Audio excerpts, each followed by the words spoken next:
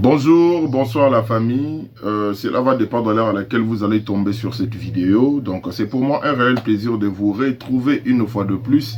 Et ça aura vraiment sentiment, il y a trop quoi. Binomo Boyebi, qu'on est ensemble, on travaille en collaboration, vous et moi, donc ça fait plaisir.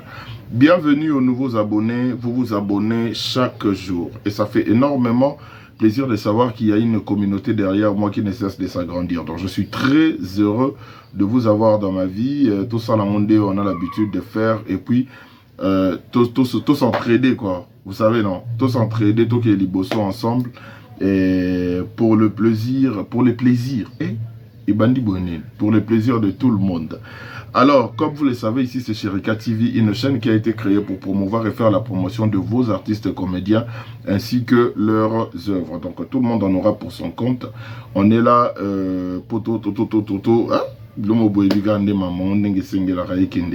alors, cette vidéo est tellement spéciale que je la dédie à tout le monde.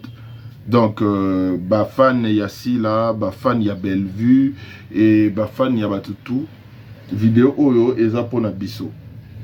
Et Zapona Bisso parce que on a, je le dis souvent, hein, je le dis souvent. Bon, en fait, moi, j'ai eu la, j'ai eu la chance, oui, on peut dire ça comme ça. J'ai eu la chance de fréquenter Bellevue, j'ai eu la chance de fréquenter Sila. Ce sont vraiment deux grandes dames au Naebi Bango, Naebi Penza. Et raison pour laquelle donc je suis comme je suis avec elle. Bon, ouais, donc à mon tour à tomber sur cette vidéo, dis-toi que tu es concerné, dis-toi que ils ont hasardé quoi. Donc aux quand sa vidéo Oyo parce que c'est une vidéo Oyo et qui s'appelle peut-être, on sait jamais, un plus la connaissance nayo ou soit à Makambo. Vous êtes considérés comme mes collaborateurs, ce qui veut dire quand je remarque ou je vois quelque chose, je me dis je dois vite aller en parler à ma collaborateur nanga. Bon on peut pas nini Oyo bango bamoneli Makambo. Comme j'ai souvent l'habitude de le dire, les gens qui se retrouvent ici, ce sont des gens qui partagent même moral nanga. Nous sommes des artisans de la paix, etc. Donc nous on voit plus le travail que d'autres choses. Alors, série Moro ya Kitoko et Ucho aussi là pas assis là. Assis là le officiel. Impact inavouable. Une très belle série au deuxième saison en haut aussi là et pas assis la bissale officiel. Je vais inviter tout le monde là-bas au nord batala on te boki ne botala yango bozala dessus en attendant tous la série Monsieur Ekota.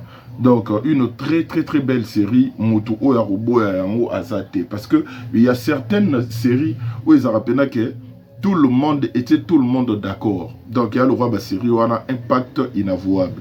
En même temps, il y a encore une autre belle série où ils ont les cas Bongo et pas y a Bellevue qui a pour titre Mon Église. Donc ils appellent mélange Mambutu, Auto Vivara Mokili, tout ça. Donc c'est vraiment trop bien. C'est vraiment trop bien. Mais là, je suis plus devant vous pour vous parler d'une chose que j'ai eu à découvrir, j'ai y a remarqué, bon, peut-être qu'il y a une nouveauté, mais certainement, chez d'autres personnes au Brotalanga, peut-être qu'il y a une donc, raison pour laquelle j'ai voulu en partager, na Bino, et puis on va essayer de commenter. Bino peut commenter, analyser, na Bino, Bino. Vous comprenez un peu. Bino peut Bino parce que ngana Bino to travailler en collaboration. Donc le ngana moni Bino peut beaucoup sanga ya Bino boy bisanga sondeni. Donc je peux me tromper comme je peux aussi taper nanino dans le mille. Donc c'est ça. Alors il y a des vidéos oyo ngaina Bino to talaka tout ça ba vidéo on peut les ali. Ba vidéo on peut les ali. Donc on va essayer un peu de voir comment Marambo Kendara quoi. Vous comprenez? Attendez, donnez-moi juste quelques secondes, hein, le temps de voir toutes ces vidéos. Et puis on en parle une fois pour toutes, vous et moi. On va essayer de commenter ensemble. Qu'est-ce que vous avez remarqué qu'est-ce que vous avez eu à comprendre dans ma vidéo Oyo Nazotiela Biso Awa Total Yango. Alors, ok. Vous comprenez que vous avez course, vous avez course dans le et ce paraté, on a pressé la vie pourquoi? Il y a concurrence nan nan, il y a course nan nan, tant qu'on y a qui n'a moukili, on a qui n'a mon abato. Hein? Moi, toujours dans la comparaison. Ozu Moussala, et mon n'a balaki, n'a pas na sana, non que cas pressé. Pourquoi vous nous ça makambo par rapport à Batou? Ok. Mais vite à vie, non? Ok. Tozong Gilango. Mais tout ça non wana boyoka wana. Alors, tout ce pesu oyo.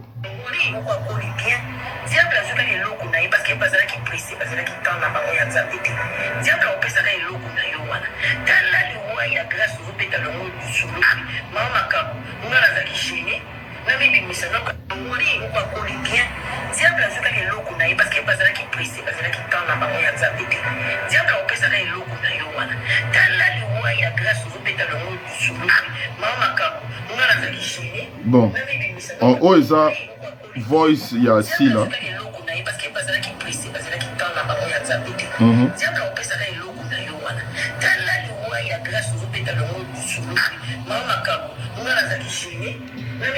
Si là qui parle, il y a Total série, pacte inavouable. Si là qui parle, il y a Mambo, il y a pressé na vie, na place où c'est la temps na yo. Parce que tout ce qui n'est pas diable, diable on sera oh yo yo, aux alagi nango, nanda zua pesika, yodo diable, après c'est des cas on dirait marche il y a bénédiction na yo. C'était déjà ta bénédiction, mais il y a salon au ranimo. Vous excusez-moi pour la lumière. Hein. Vous excusez-moi pour la lumière. Donc je dis fermer les portes. Parce que musique est bête à l'ibanda, moi et toko tsango na katia ezate, donc c'est ça. Tout reprendre, il y a belle vue.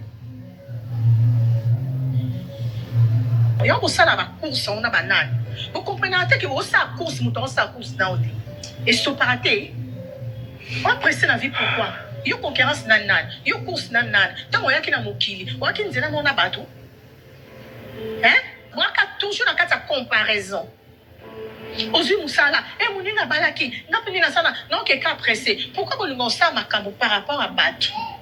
Mais vite à vie, non? Ok. On met une pause et puis on va commenter ensemble. Comme vous le savez, je suis un cinéphile. Ba série na biso, ba film na biso, na landango penza makasi parce que je me dis que bando na biso ba na ba talent moko énorme. Alors, nande toyoki heureusement bota la yango dans boko zongisa. Boyoki maloba oyo Bellevue lobby, boyoki maloba o aussi la lobby. Dans l'ensemble, bandero na biso mi balé bazo solana biso par rapport ya makambo etali kozala pressé na vie. J'étais là en train de regarder pour ba série on so mi balé Nathalie yango. Nathalie yango pena. Yana lobara, moi je suis très content d'être de cette génération parce que j'arrive ya rolia biloko moto. Donc bandeko ezate ke tongo ezala dans 10 ans. Ba obeta li solo ke non bandeko basalara série mo boye alenga pe na ye na diembeli na ebi serango te na découvrir ngo te nga na otala yango na moment pe na ba osala ngo don biloko moto. Bellevue qui dit que na mokili bosala course ngo na banani. Pourquoi kozala pressé na vie? Na suki wana. Si la qui dit de l'autre côté que grâce à moi zala qui n'est qu'à apprécier. Azala pressé na vie azala qui tourne a été. Vous voyez que ce sont les mêmes paroles, les mêmes phrases. Par là, j'ai eu à comprendre quoi. Et c'est le coup na koko bombango po na ngamote mais na baki na partageango na bino. Apparemment, mes deux sœurs, parce que pendant ma sœur, baza na même lutte. Kofungola biso ba consommateur na bango miso, ko orienter biso sur la bonne voie. Vous voyez un peu kolakisa biso comment nous sommes censés vivre parce que qu'on le veuille ou pas. Ba sœur wana basimbalara mukie pene kotaka. Mukie penze kotaka. Et aujourd'hui, bon, on peut ça conseil dans le sens que Tu n'as pas besoin d'envier l'autre. Tu n'as pas besoin de faire quelque chose parce que l'autre l'a fait. Surtout tant que même na nini mo boye ke non ngape na ko sala ngo ou soit ngape na sala yango boye na ndenge mo boye parce que ya le loko muso ko zwa et pas ya l'autre ou ko sala na bénéfice na yo parce que c'est peli nango ozo sali yango mais ko sala eloko pour na ko prouver c'est sans les problèmes na kati ya maloba ya Bellevue donc genre o ezake non mutu olinga sala eloko pour prouver l'autre. Mutu olinga asala eloko parce que yé pas monique il faut asala yango pour l'autre déjà ça sali yango. Na kati ya série ya sila et ça que à la base grâce fit à pas talera que non na par rapport à ba humiliation par rapport à bambongo yango so tozuni na première saison il y a pacte inavouable vous verrez que de la même manière sila abandé ko traiter grâce pas comment ko traiter bongo tant sila comment na baisse. Vous comprenez un peu. Donc ce qui veut dire que bandeko na biso balobi eloko moko ba pesi biso conseil moko un moment on attend on a bandi oseka ngabi ah bato bakosa biso bon là c'est pour d'autres personnes mais pas pour moi par exemple parce que pour moi je sais que barana prompté pour moi je sais que barana prompté et c'est une façon pour nous ba faire to comprendre yango. Il y a certaines choses, ceux qui sont fans, ça a un sens. Vous voyez ceux qui sont fans. Parce que la vidéo, ils sont fans. Il y a certaines choses, ceux qui sont fans, ça a un sens. Parce que les fans, qu'on le veuille ou pas. Même à l'époque où Wenge Zalara Mobimba, Jiba Zara n'a fan naïe, et puis Ouera Zara n'a fan naïe. À l'époque où ils ont fallu faire et bazaki na quartier latin, fallait azaki déjà na fan naïe, faire azaki peut déjà na fan naïe. Donc ce qui veut dire qu'il y a certaines choses, peu importe la manière dont Oyo Bozaleli, ils ont na moto mususu ya na batu bazana préférence pour na Oyo, Oyo par oza na bateau ba préférer. Même dans nos propres familles respectives, vous verrez que Boatou na kata quartier, mais au moins il y a na frère na bino mobo to sœur na bino mobo bata quartier ba lela ke fort ba ba ya la plus cool. Mais après na mususu mobo bata quartier ba mona ke ah wa trop frimeur tout ça et autres. Mais et après la batu mususu ba préférer kaka bongo. Vous voyez un peu. Donc ce qui veut dire que dans certaines choses où est ça la maka dans nakati il y a monde, il y a théâtre et ça bilo mususu ça peut un sens. Surtout ceux qui sont fans de Moutubazana. Et à penza na sens nango. Parce que les fans sont comme ça. Les fans sont censés être là pour soutenir le leader na bango, pour soutenir Moutunabango Basepelanaï. So Botalibé, on a pu suivre exemple. Bah auto yebi et puis là exemple il y a biso moro na ba famille qui est ranango logique et ranango bongo. Maintenant les problèmes il y a kana moment nini. Imaginez la manière dont marambo batu ndenge to memela yango na ba réseaux sociaux concernant Bellevue na sila. Normalement, na ko na teke ba mi balé ba ko zala na thématique moko boye. O ezake mututu ba na même lutte qu'on changer biso façon de voir les choses, qu'on faire améliorer biso, qu'on scoper sa biso ba conseil que non tu vois dans la vie ceci. Ba point ya boyeze belé. Mais comme eza eloko oyo to lo bana ba ki na ko lo bango ka boyete. Il faut na tiela ngo biso na ba son poto yo kayango, poto ye bandeni to ko commenter sur ça. Alors dans certaines choses, vu que Baoumi Bali Basala Ramoussala Moko et puis Moussala ya bien, on a besoin de ce genre de guerre. Ce sont des bonnes guerres au fait. Dans le sens que la présence de l'autre fait pousser l'autre à travailler plus et vice versa. Donc la présence des Bellevue, pourquoi tout le Belabon Bali? Parce que qu'on le veuille ou pas, dans minutes oyo, Bandero Baye Beli Basala Moussala bien, mais surtout au Sala moi classement, Baoumi Bali wana ba opprimé. Donc, ce qui veut dire que la présence des Bellevue pousse Sila à beaucoup travailler. La présence de Sila pousse Bellevue à beaucoup travailler. Parce que qu'on le veuille ou pas, basona ba eko ya ba misala na bango basala eko melaka l'une comme l'autre na matoi. Au monde avant de pena boy, baby série moro boy Sila to bimisa kuna ezui non tala yango pe parce que ba na ba réseau. Série moro boy Bellevue to bimisa kuna ezui donc, bazan ya babiloko wana, et ça babiloko toaranango vraiment besoin na kati. Na kati ya communauté, na kati ya moussala. On a vraiment besoin de ça. Je peux même dire, parce que on est tous ici, il y a beaucoup de personnes qui font aussi des analyses, na marambo et taliba série, etc. Et à un certain moment, ça peut arriver que tu tombes sur une vidéo d'une personne, oh yozo yoke trop. Oyo ke trop dans quel sens balo ba ke yé pena ba analyse à la danger tout ça. OK, il peut otalier ndenga c'est la nini bulongo ah ouais ça va hein. Bon le quoi kende boy ngana eto tout na awate. Koto ndenga non di eto kabwa na mwa nambu pour na créer particularité nanga. Et c'est ça que Bellevue et si là basalaka. Et yango lelo babi c'est la biso babiloko za ke non au monde pena ke ba beta ba marambo moko boy ba histoire moko boy ozo zoabino directement et en même temps imaginez ma parole oyo, même parole Bellevue lobby, même parole Sila lobby. Dans le sens que Oeza, ça doit nous interpeller. Il faut tout comprendre que Bangomi Balé, ti baosé la biso musala et ana but moko. Baosala musala lisu te ke na cadre ke non, des alara boye, batuba seka, to batuba lela, to batuba sala boyeni. Non, non, non. Dès to sala musala bato baotala yango, il faut tirer ba leçon na kati. Et ba leçon, on a fait ba leçon de vie. Et regardez de vous-même. Les autres commencent au total série à Bellevue, au total série à Sila, na ya bande Romusu, mais là on cite que le 2. Au moment apprenant que à un moment où ça la résumé, il y a la série en question. La série Oyo, Naoto Oyo Sabino, sont ya Bellevue et ça homicide. Homicide au biso totalaki et awa c'était la scène où Izalaki Bellevue Aza na Elena et puis na Junior Aoloba. C'était genre à ça la résumé à ce qui s'est passé et puis la manière dont les gens doivent se méfier na ba makambo mususu ya mokili.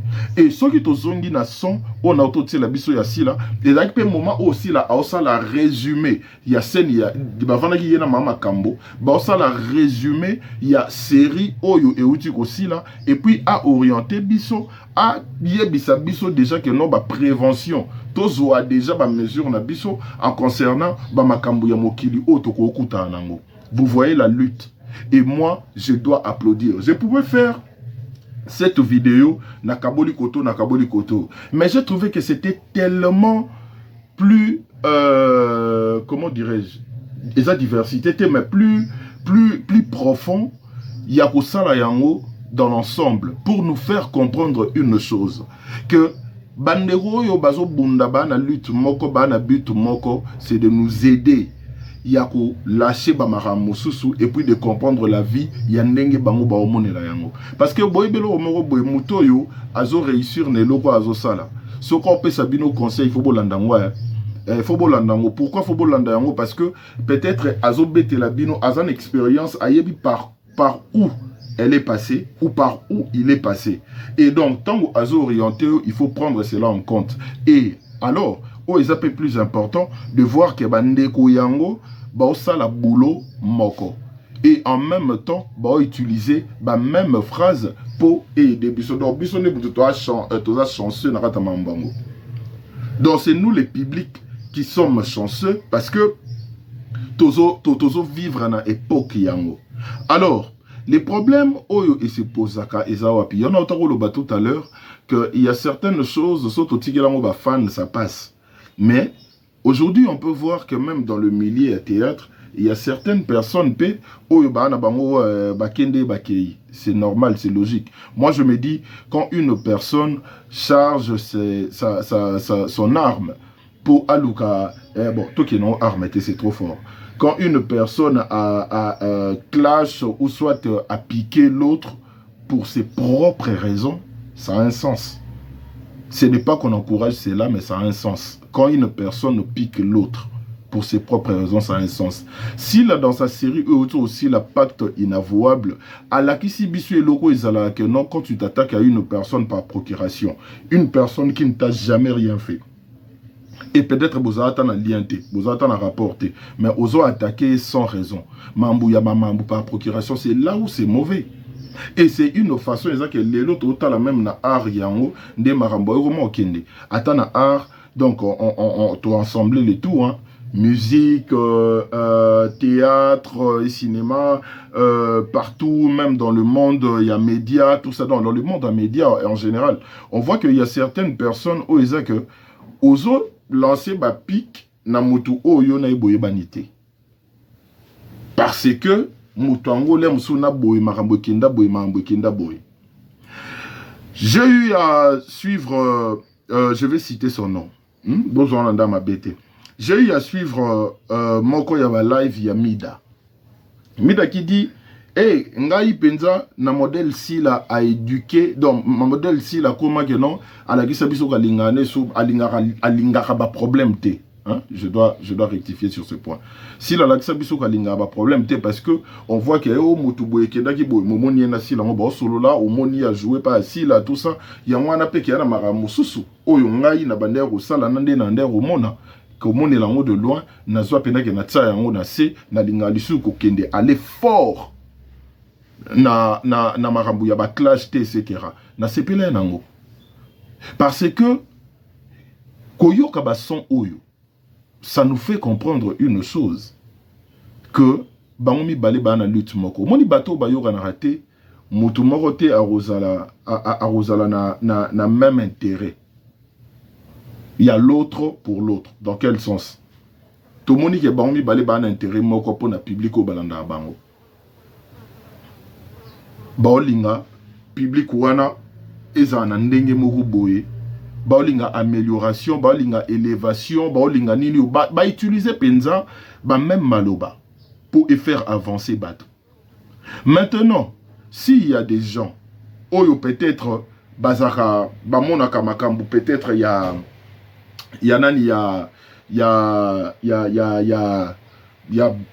belle vue, bien té, là je m'adresse principalement aux artistes.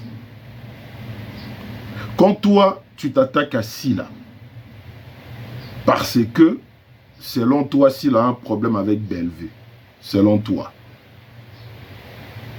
Non, tu t'attaques à Sila parce que Yona Sila a un problème. Quand toi tu t'attaques à Bellevue, parce que selon toi Bellevue a un problème avec Sila, et non parce que Yona Bellevue a un problème, c'est là où ça devient compliqué. Il faut toujours avoir une raison. C'est là où ça devient compliqué. Tout ça, la leçon de moralité, on essaye juste de commenter par rapport à ce qu'on a vu.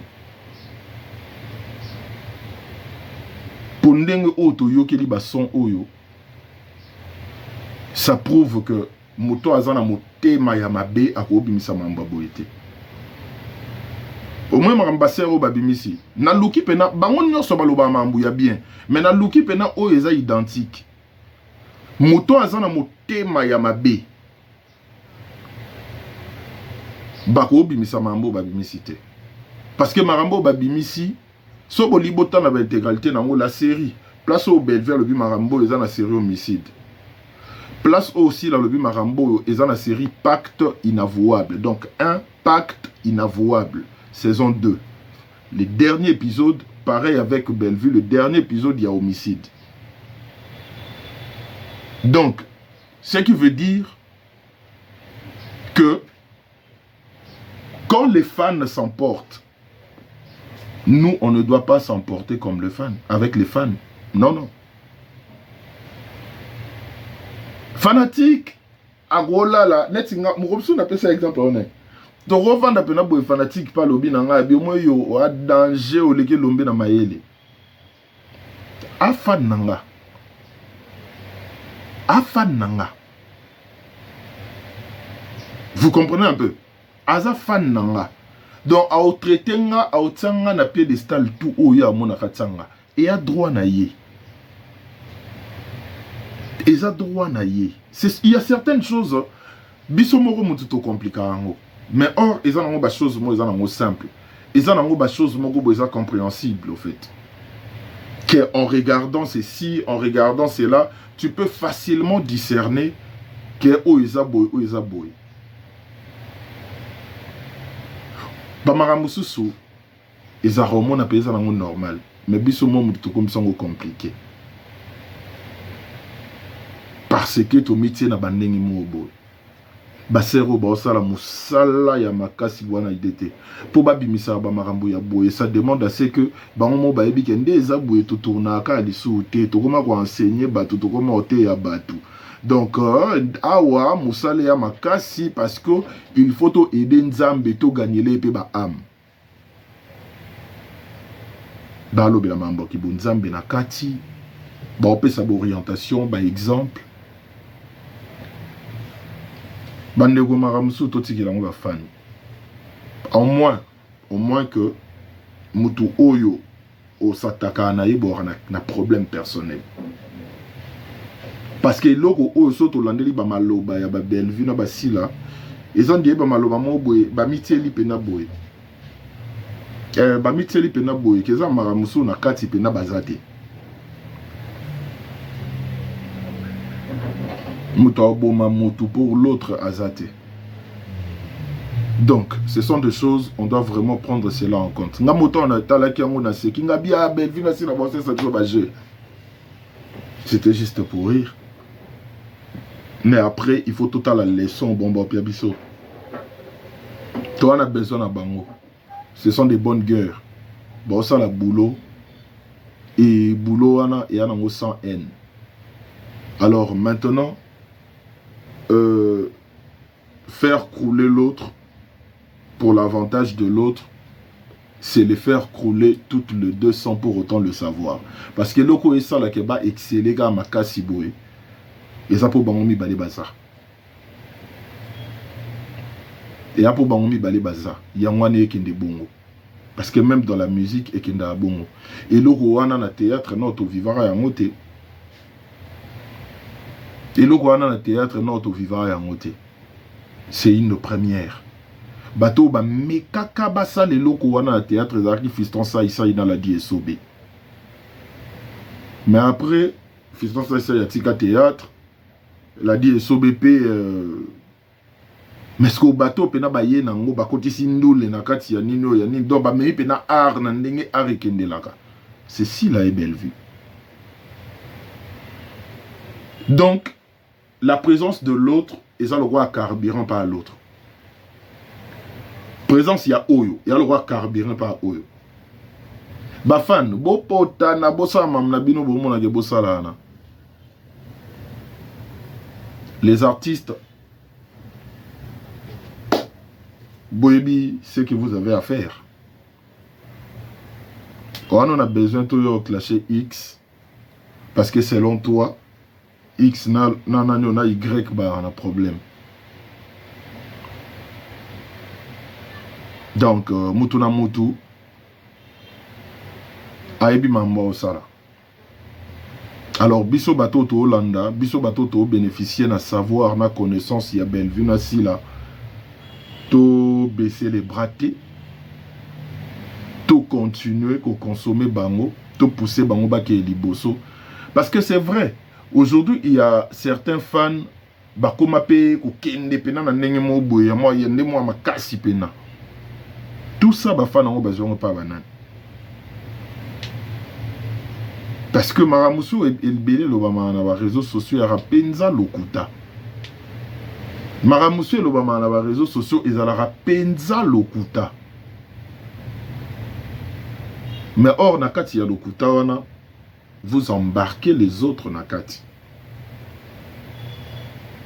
Vous embarquez les autres nakati.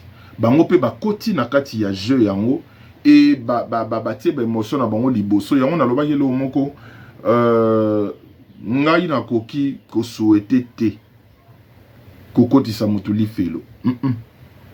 Nga na kokota lifelo na nde nanga mutu musu pa kota pe lifelo na nde na ye. Na olinga teke nga na ye na lobby marambo mo boye oyo et ça la incitation à la haine. Parce que comme il y a des gens qui me considèrent, cela veut dire que ce qui sort de ma bouche aussi est considéré. Qui yango pesa considéré. Donc ba considérer nga ba considérer na mambo na oloba. Alors ceux qui nga na la na moki Nathalie Kanga na ye na bi pia. Na kotisi quelques personnes na kati ya libunga nanga o ngamo na yebi ki ya bongo te. Mais na kotisi yango quelques personnes na kati. Et mutu musu pa ko tie émotion na ye a lobby ou soit ta sali o ya monika ko sala. Yango na tina toyoka ba son oyo ba sœur na biso ba sali. Parce que normalement soko za fan o la nande maramu leader na osala. So leader na yo apesa yo impression, image, ou soit ba propos te, que aïna mutu. Koina no yete. Koina no yete. Préférence na yo, eza droit na yo. Et ça pena droit na yo. Tout le monde a le droit de préférer mutu et aligna préféré. Et ça pena droit ya mutu na mutu. On peut pas en vouloir aux gens par rapport à wana. Mais les fans, les Abakouk, la famille Libota, vous êtes là pour soutenir l'artiste Nabino, la star Nabino, pour soutenir Moussala Nabango. Bino Moboyo Kamalo Wabimisa. Parce que Bozu Malobo Bamba Wabimisa, pour mettre en moi en œuvre, pour mettre en moi en pratique.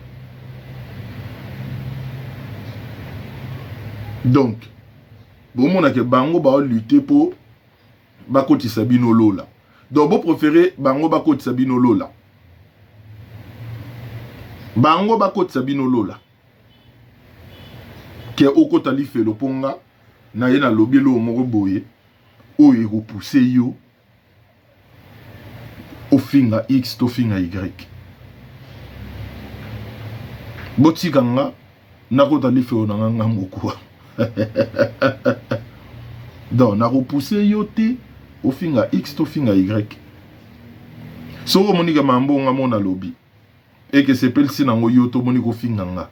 Bon wana nga pe na kotso li filo to kotso kana nde na parce que ben intention nga et ala yite ke natinda yo po finga nga. Donc yo finga nga pe na ba raison na yo. Donc oro finga nga te po na tangi kombo ya sila, oro finga nga te po na tangi kombo ya Bellevue. Oro finga nga na ba sentiment na yo propre. C'est ça que nous voulons. C'est ça que nous voulons. Ma soeur, bon, ça, la soukana travail. Soukana travail, je vous dis. Soukana travail. Donc, yango maloba, oh, le monsieur Kouzala, maloba, on n'a pas nani, on n'a pas nani. Ok, on n'a pas si mino maloba, on boke ndebo landelan. Vous verrez de vous-même. Ma soeur, bon, ça, la soukana travail. Et on voit vraiment que bah, on a une inspiration divine. On voit vraiment que bah, on a but moko c'est d'évangéliser. But na bango ezapena que non bande on a biso bazala na boye biso tozo éduquer masse donc en même temps il faut tous ala wana poto aider bandeko. Et ça le quoi ba éveil à conscience moko boye. Et loko bande on a biso ba sala eza obalobara ba tinda biso to misala ba autocritique. Yo mo peno tali conduite na yo oyoki mambusi la na Bellevue ba lobi ah parce que yebi mutu ayebi mutu na mutu ayebi ba maloba oyo so écouter là na positionner. Chacun de nous sait maloba oyo Bellevue lobby maloba oyo aussi la lobby écouter là na na positionner. Tant que bon ça la boulot na bango bien boé, moi de ma part non soutenir bango. Parce que nous avons intérêt mon nene na marambo bomba oloba. Naïb sarabiso er moko ya la romona na vandi pe boé, yana likamo boé salami ah. Mais pendant que salami bongo quand des ala que non je dois commenter en même temps je dois suivre la série avant de commenter. Ou que de beau suivre la série balobi lo romo boé wane kotio et faire réfléchir yopé. Au moins, le musu soningo ke na on dit de manière forte, motsango penase ou apaisango leki. Sorolanda ba propos si là, ye net ye na docteur na tombo la ma pasteur, au moins par la grâce de Dieu tout ça, par la ah likambo déjà tout to yebi, tout suite da compromis que tout ça là, on bâti la grâce de Dieu na katindeni. Je lui disais ça. Mukoloto bengana a dépassé tantôt n'ato que Lubumbashi. Tout sur la téléphone en conférence na productrice tout ça. Tout si tout eu compromis mambutu. Abakis par la grâce de Dieu nabine et ma pasteur. Tout yebi déjà mambu déjà tout conclure non so bakisi pour la grâce de Dieu na katine kamni. Vous comprenez un peu? Bellevue au Salaroma, au Vandi, la série où ils ont les carottes actuellement, c'est mon église. Marambo ils ont les gars dans l'église, une église, il faut ça là. Tout soit caca, les côtés positifs. Tant qu'on ne voit pas Bamarambo Oyo, Bellevue Azoloba Oyo et qu'on nuire si là où Marambo aussi là où on nuire Bellevue. C'est que Bissoto s'est contenté na Oyo Bango va offrir Bisso. Je suis désolé, je sais que Mambo non loba. D'autres personnes peuvent se payer ça bangote bon. Comme on a ben intention nanga, et ça to profiter na Bellevue na si la tant que bazar na pour na Bisso, moi ça me va. Tant que Bellevue na si la bazar na pour na Bisso, en tout cas on en profite, moi ça me va, ça me dérange pas. Ça ne me dérange pas. Donc c'était ça. On disait l'homme fait na baksa, j'ai oublié. C'est quoi? Il y a un enfant comme le système quoi à côté. Pour un l'homme on a l'obéda pour une importance nango. Mais kiminga. Donc tout profiter na bango. Nzambe a pesa bango une longue vie et a continué à enrichir bango d'intelligence, na sagesse, réflexe et imagination. Pour ça la bisoto continuer kozwa évangélisation à Boé. On en a besoin et on doit en profiter. Les fans peuvent faire Marambo Bamba Sala. Maintenant, ceux qui biso bateau toza ndenge moko boy. Donc mutu yo une problème direct te. Tu vas t'attaquer na yenen. Maman s'attaquer par procuration. Bon qui botala nini pacte inavouable. Pour comprendre qu'on s'attaquer à mutu par procuration. Quelqu'un qui ne t'a rien fait. Maman boile Naomi Kunat. Aka attaquer Mama Kambo. Et Aki quoi attaquer grâce pour Mama Kambo linga grâce te. Mama Kambo se servir na ye. Et il y a d'autres personnes les ara qui OK na page boy balobé boy na nini boy balobé boy ah c'est que bamba les simba te bon OK ngana ndo attaquer moto pour na non. To me mama sumo na biso moko. To me mama sumo na biso moko hein. To me mama na batute. Ouais. To me mama na batute. Parce que malédiction ou soit complot morobo et sans cause, une personne qui ne t'a rien fait, dis-toi que tu finiras à refuta yango. Tu finiras par refuta yango. Donc c'était un peu ça ce que je voulais partager avec vous. L'autre wana ngana lobana bosani nango. Donc beaucoup de vous soutenir l'artiste, vous soutenir Bandorona Bisso et topé ça ba force. Topé ça ba force pour ba nango besoin et puis mon salo ba ça là, ça exige la force. Donc c'est un peu ça. Je vous aime beaucoup. On va se retrouver très prochainement. On va se retrouver très prochainement pour une nouvelle vidéo. Oyo Nasir Basson Otoyoki. Et pour la bateau déjà batalaki. Et ça libino rappelle. Pour la bateau non batalagité. Je pense que Boromona Binomoko à quel point Basseur Nabiso va travailler pour offrir Biso Bamisalo Bapesa Biso. Donc mingi to profiter na bango pendant que Nzamba Opesa bango souffre de vie. Et na ba inspiration na ba genre oyo to profiter na bango ba o tout bo soutenir bango bo continuer à soutenir bango et ça le loro mobo ya bien makasi. Donc c'était ça que je voulais partager avec vous. Sinon on se retrouve très prochainement pour une nouvelle vidéo.